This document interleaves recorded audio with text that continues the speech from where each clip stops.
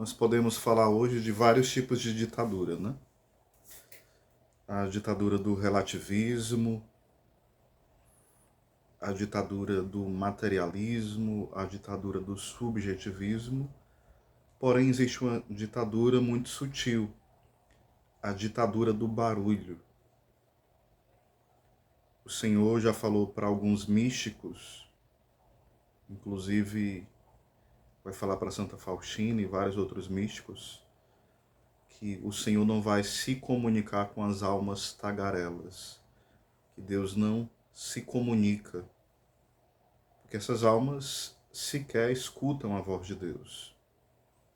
Elas escutam as suas emoções, as loucuras, as insanidades da sua mente, mas não escutam de fato a Deus. Até escutam o encardido, escutam as suas confusões mentais, mas não escutam a Deus.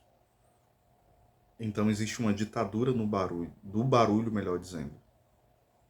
Isso dentro das nossas casas, onde nós não suportamos o silêncio, onde quando a gente chega em casa e existe qualquer vislumbre de silêncio, nós ligamos qualquer coisa para expurgar o silêncio e expulsá-lo de nossas casas. Quando esse silêncio é rompido por um diálogo de amor, por uma convivência feliz, alegre, isso é louvável.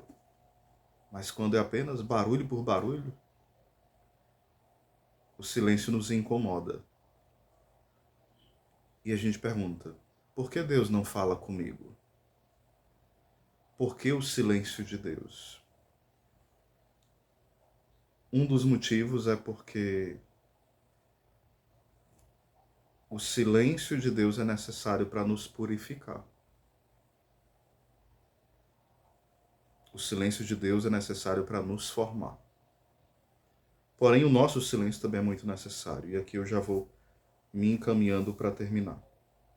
Santo Afonso vai dizer: o silêncio é um meio excelente para se alcançar o espírito da oração e para se habilitar para o trato ininterrupto com Deus.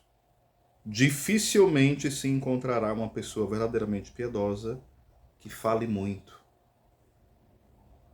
Todos que possuem um espírito de oração amam igualmente o silêncio, que é justamente chamado o conservador da inocência. É chamado também um baluarte contra as tentações e uma fonte de oração, pois o silêncio favorece o recolhimento e excita no coração bons pensamentos. Ele obriga, de certo modo, a alma a pensar em Deus e nos bens celestes, como diz São Bernardo de Claraval. Por essa razão, todos os santos, e mesmo aqueles que não viveram como anacoretas, como padres do deserto, eram especiais amantes do silêncio. Então, esse é o convite para nós.